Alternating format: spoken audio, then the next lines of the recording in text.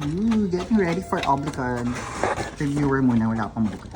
So we have two options for the day. Mag-review or ay, pasaway pa rin sa 2025. Mukha tayong bruha. Because stress. My gosh.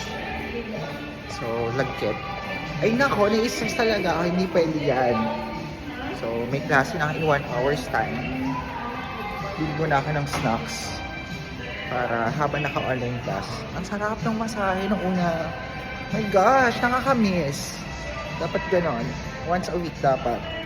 Pero, ay, yun lang. I don't know what to do. So, this is it. 3 minutes before our first class for the semester, Oblican. And here we are, nagmamadali. Pero yun ang perks ng online, so hindi na kailangan mag-travel and all. Here we go!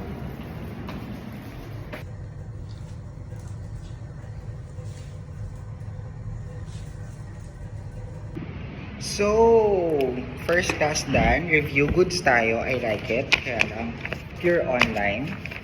And multiple choice questions for the term exams.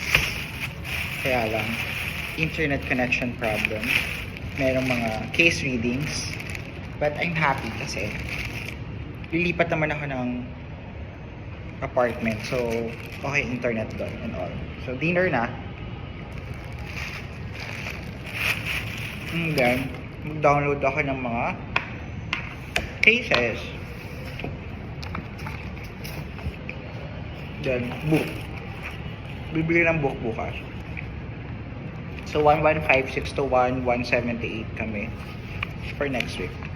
So, sana makahelp tong reviewers and notes. Tapos, CODAS. But, yeah, good. I like it. Mukhang okay si Prof. Yun lang. Bye!